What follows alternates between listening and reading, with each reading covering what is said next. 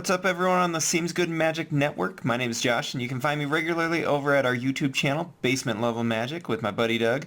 We are a newer magic channel that features limited and constructed play, unboxings, and card speculation videos with frequent uploads.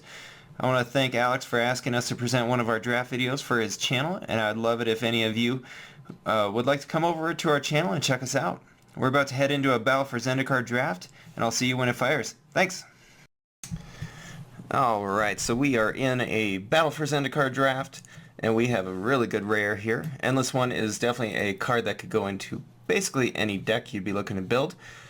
I have found that one of my favorite decks to play is definitely the white-black life gain decks, and this deck, or this pack, is full of them, so it's probably not going to be the deck that I end up in this time around.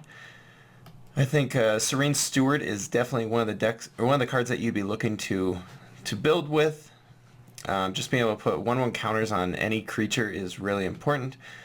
Rising Miasma is definitely a card that we'll have to watch out for later. We can maybe see that come back around. Courier Griffin is a really strong card in the blue-white Awaken decks. Calestra Nightwatch is a real good card in the black-white life gain deck, and also it's just a decent body. Vestige of Emrakul is a card we need to watch for. This is actually a really strong pack, but just the flexibility of Endless One is definitely where we want to start with here. So we'll take that. It fits into anything, and it can be whatever size drop you want it to be, really. Alright, so right here, once again, you know, I really like the white-black deck, but this is again another strong pack for that, and I don't like passing really strong cards that I'm probably not going to see come back around. So I think I might just jump in on one of the blue devoid strategies. The blue-red and the blue-black are both really strong decks, and Benthic Infiltrator is definitely one of the reasons why you do well with it. Just being able to ingest, because Benthic Infiltrator can't be blocked, and also it blocks really well also. We'd also look to possibly pick up a Mist Intruder later on. But even red is going to be tough to get into, because this will be the second outnumber that we've passed. If we were looking to go allies, Core Blade Whirl is definitely one of the best, and Courier Griffin once again is very good. But I'm going to take the Benthic Infiltrator and see where we end up.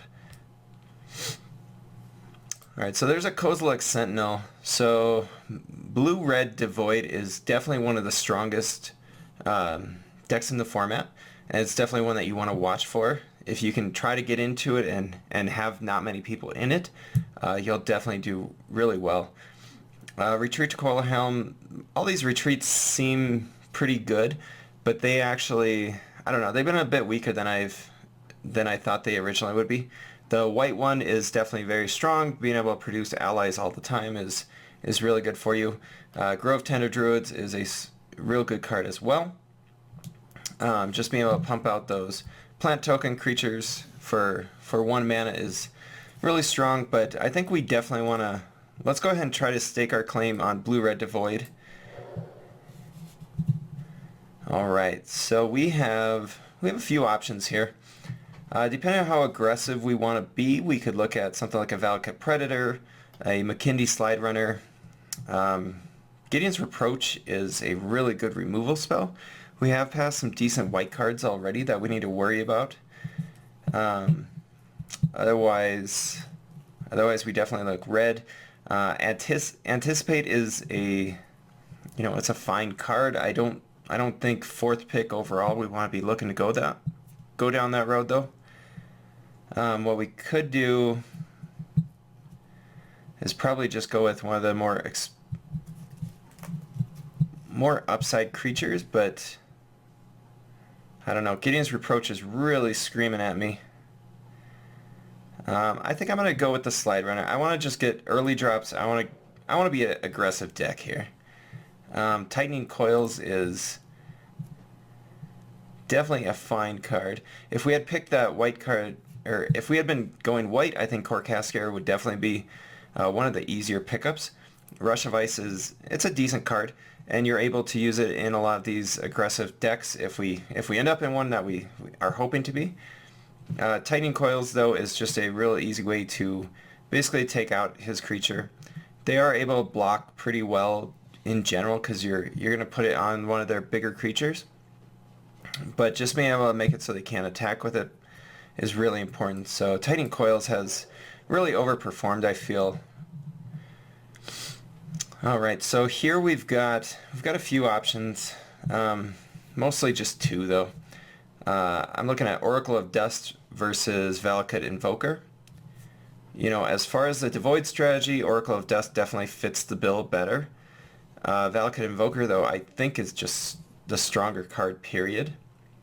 I like being able to pick it up, and it's an early drop that it can block a lot of the Scion tokens, it can block a lot of the allies, but also late game, it just gets to be super powerful. It's an 8 mana lightning bolt, but it actually works out pretty well for you. So let's go ahead and take that.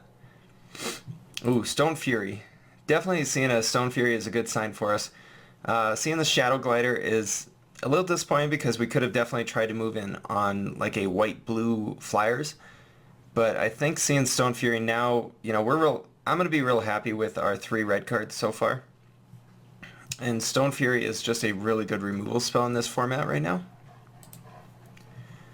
Sure Strike is a card I would love to pick up, 1 or 2 as the draft goes on, but I'm not exactly looking to pick it up just yet. And there's another Slide Runner. So it does look like red was the color that we want to kind of get into early.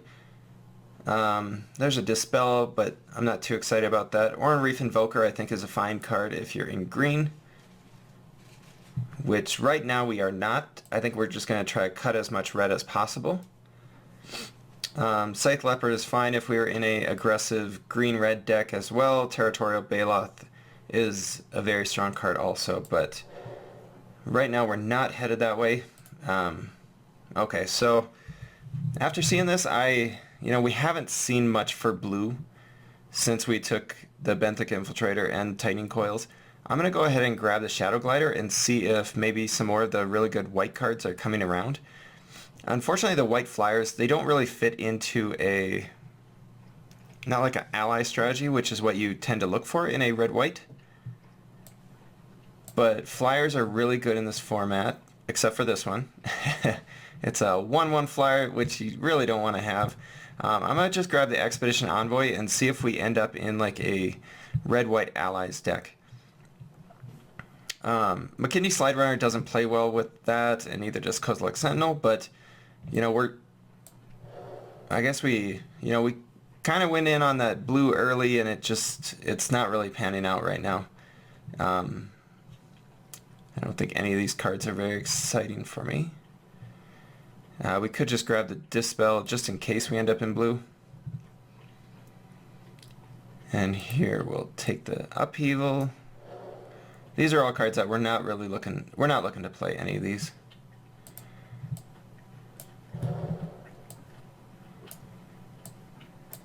Alright, so it was a decent pack 1. Definitely getting some mixed signals. We do want to be a 2-color deck for sure. 3-color is kind of difficult in this one. You can get it on the splash, and ooh, I don't even want to talk anymore. We have a Planeswalker here. Kiora is going to be really difficult for us to play, though, I think. Halimar Tidecaller is probably the... Halimar Tidecaller, Windrider Patrol. There are some really good cards in this pack. I have actually not pulled the Planeswalker yet, this format. What does Kiora do?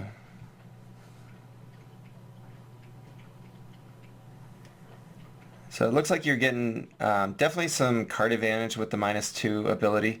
-8 I don't see you ever getting to. Boy, this would be... How bad would it be if I don't take it? Unfortunately, if we're in red, we're not really looking to play a lot of Awaken cards. We're not going to end up with a lot of Awaken cards. So we kind of want like the Windrider Patrol. Ugh. Oh, Kiora. I think I'm actually going to pass her. This might be wrong, but I'm gonna go ahead and try to stake claim on blue. That is probably one of the craziest things I've done. I don't like passing planeswalkers. That's crazy. All right, forget about it. Just move in. So I think Incubator Drone is probably the way we want to go here. It's 2/3 that makes a 1/1 Scion token. It definitely goes with the Devoid deck that we were originally looking to do. And, you know, the fact that we took Wind Rider Patrol there makes me feel like we better end up in blue. If we don't, I'm going to really be kicking myself for not taking the money rare there. Yeah, so let's take Incubator Drone. We'll move Endless One over here.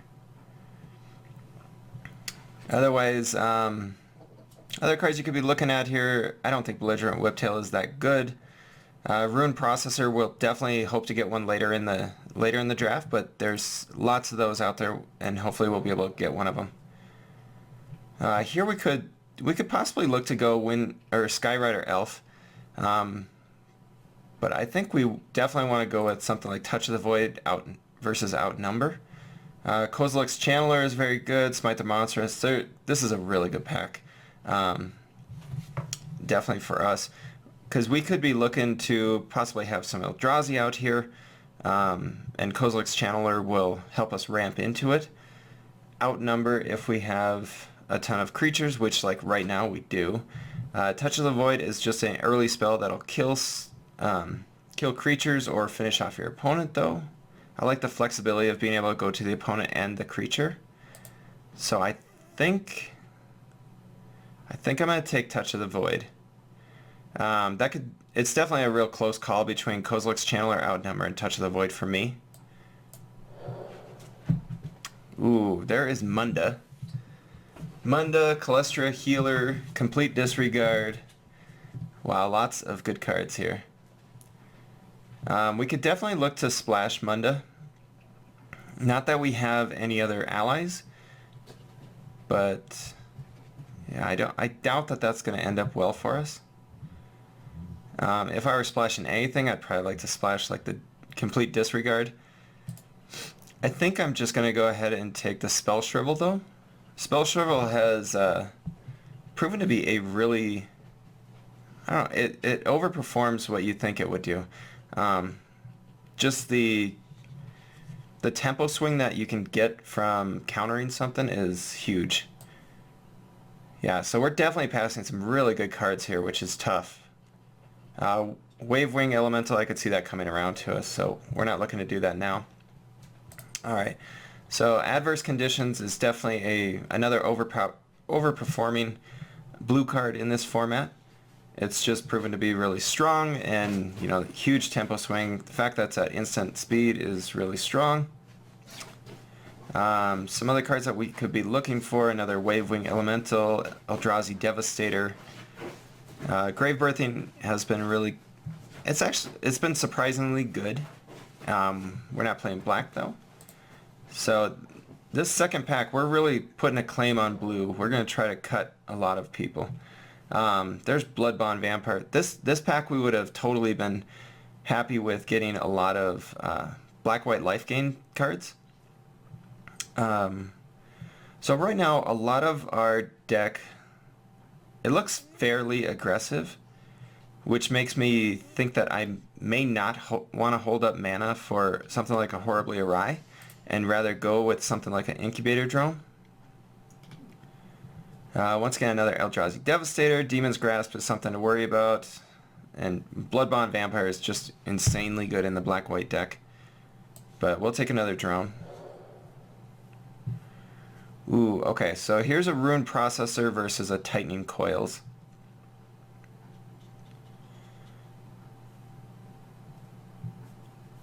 I think we just take the Tightening Coils. Rune Processor is a common, and we don't want to play too many of them. I do expect to see some in the next pack.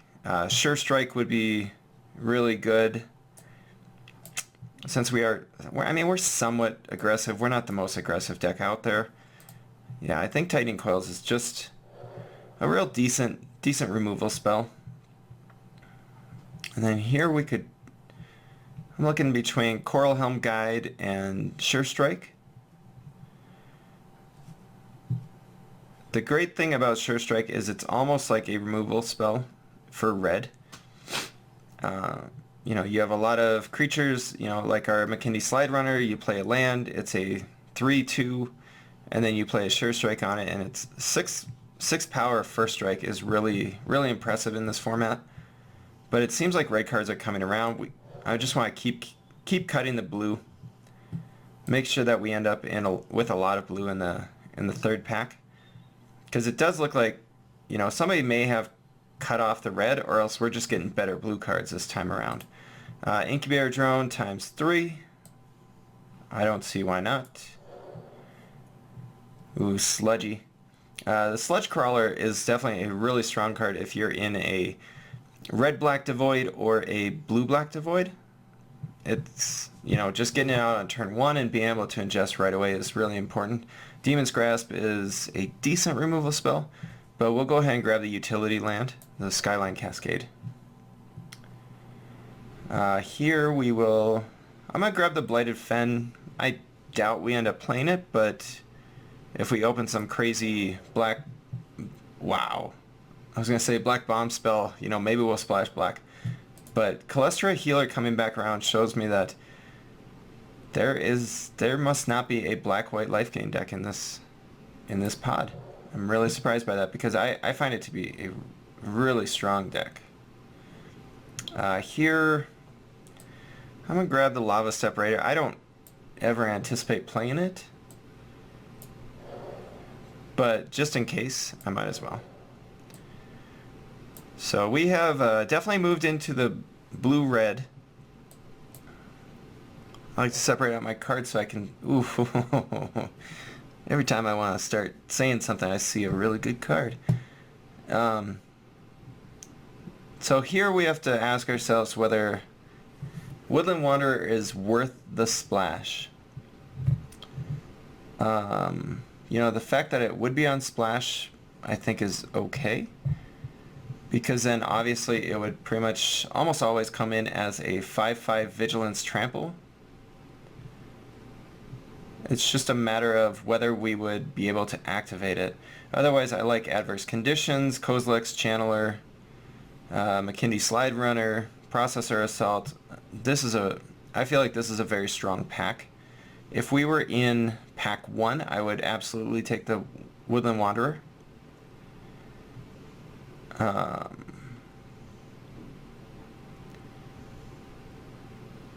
I still think I might. It's real tough. It's real tough not to. Otherwise, we could just take the Slide Runner, but I think we'll see one of those come back around. Let's take the Wanderer, see if we can maybe get some mana fixing to make this work. Brutal Expulsion is, you know, the gold uncommon, or actually the gold rare for this color combo. Being able to return target spell or creature to its owner's hand and do 2 damage to a creature is pretty impressive. You could definitely look to do something like Molten Nursery, which I've been a little bit underwhelmed with.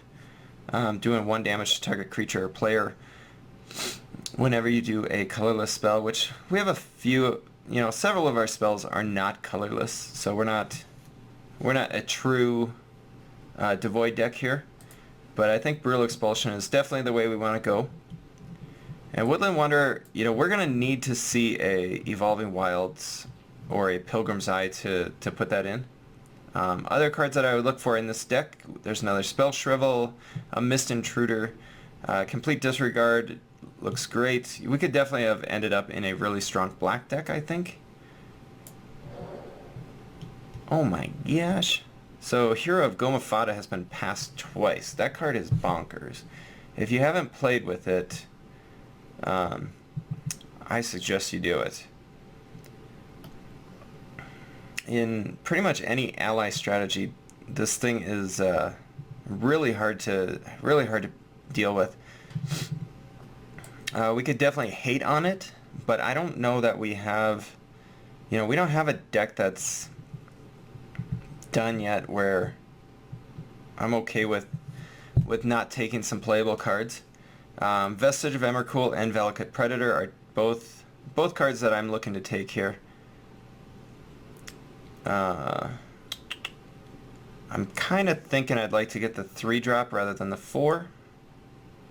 I do like that the Vestige of Emrakul has Trample and it's Devoid, but we don't have a ton of true Devoid strategy things, so I'm just going to take the really good red card.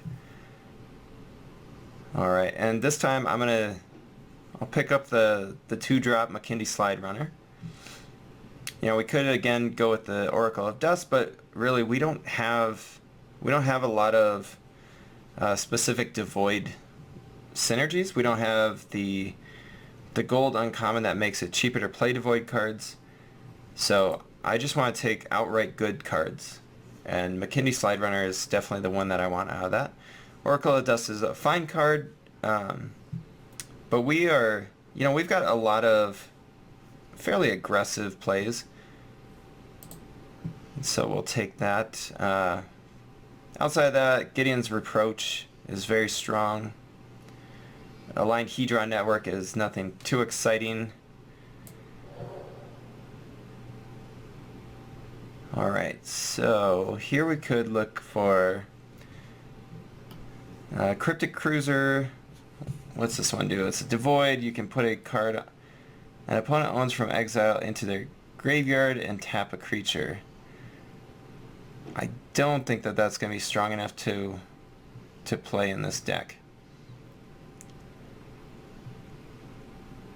And really, there's nothing else that's working for us, though.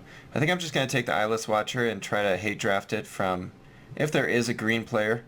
I don't really see Cryptic Cruiser making it in this deck. So I'm going to take the Eyeless Watcher. Oh, wow. Yeah, I think we definitely could have ended up in a strong black-white deck. I don't know, maybe I've just had some good luck with it, and that's why I keep bringing it up, but Serene Steward is, again, really good. Nirkana Assassin works really well in that deck as well. I'm going to go ahead and take another Valakut Predator. Once again, there's a Oracle of Dust, which is, you know, it's a good card, and it can block a lot of the smaller creatures in the format. But I think our deck just wants to be a little bit more aggressive than that. Here we'll take another Stone Fury. I was excited when I saw the Coral Helm guide, but Stone Fury is just too good. There's a lot of cards out there that you need just instant speed, outright removal, and Stone Fury is pretty much one of those. There's not a lot of ways around it. Otherwise, you could look to something like a Spawning Bed, but I don't think we have enough removal in this deck to go with a utility land that's non-colored. Yeah, so let's take the Stone Fury. Ooh, Outnumber looks great here. Once again, we could look at Coral Helm Guide, but Outnumber is just too strong for that. I am gonna look I want to keep our creature count around, you know, at least over 13 plus. The thing is, we've got some really strong non-creature spells, so it's going to be a tough deck-making process. Alright, so the Processor Assault came back.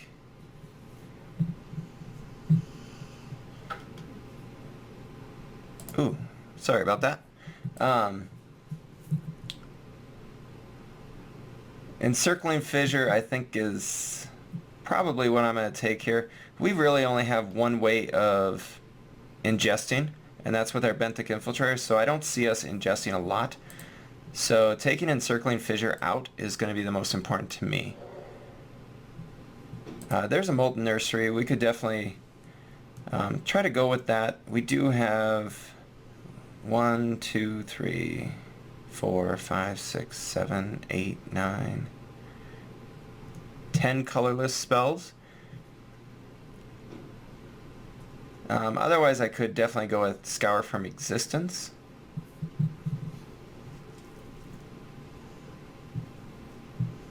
Yeah, we'll just take the Molten Nursery. And here I'll take the Belligerent Whiptail. You know, it's a 4/2. If we need to, we can definitely play that. Reckless Cohort is decent if we want this deck to be as aggressive as possible. we'll definitely look to play it, but right now I'm not planning on it. Here I'm not really looking to take any, so I'll just take a nice land. Seek the Wilds is not a card we're going to play, so we'll just grab a few basics. Alright, so the deck, I mean, this looks fairly decent. We did not end up with the blue-red devoid deck that we were intending to build, but there's definitely somebody that was taking all the red devoid cards. So whether they took those and made a red-black deck, I'm not sure, because I feel like we were at least in pack 2, we definitely got paid off for being in blue. I think moving out of white was definitely good, and black we just didn't have a reason to go into it in the first pack. But black we saw a lot of cards that probably would have made the deck easily. Alright, so let's build this deck though. So we'll group our creatures separately. I think we could go ahead and cut the Molten Nursery. If it looks like it's going to be a really long type of game, we'll bring that in. But I think initially we don't really need something like that.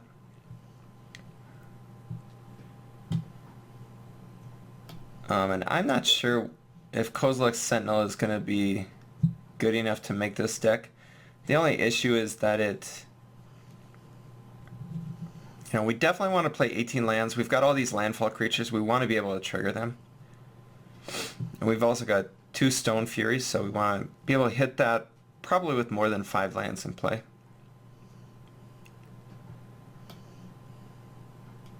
We didn't end up with another Eldrazi, so we could even possibly cut a Incubator Drone. If we did that, I would possibly look at being a bit more aggressive and bring in the Belligerent Whiptail. And at that point, we'd maybe even look at the Reckless Cohort, but I think the Incubator Drone is fine for now.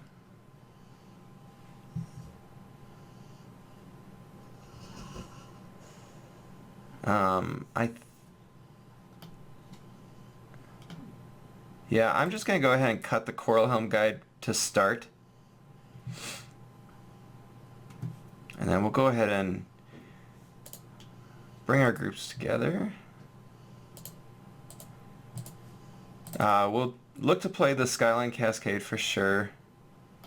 We're not going to be playing black, so we're not going to do the Blighted Fen. I could easily see bringing in this Woodland Wanderer, but if we do it, we have to play, I think, at least 2 forests. And I have to wonder whether that's worth it or not. I think it's best to probably start without it. If we need to, like if our opponent just gets out these really big creatures right away, we'll go ahead and try to bring it in, but for the sake of our deck, I think we're better off not doing that. We'll go ahead and add basic lands. And I think a 9-9 split is, I think it's fair. We could probably go down to 8 total islands and 10 mountains, just because we have a lot more mountains that we need early on. Because if we want to be aggressive, we want to be able to hit our Slide Runner on turn 2 or Predator on turn 3. We do have to get double red for Stone Fury and double blue for Windrider Patrol, but I think with 8 islands we'll be okay. So we'll go ahead and add those, and I will see you guys in round 1.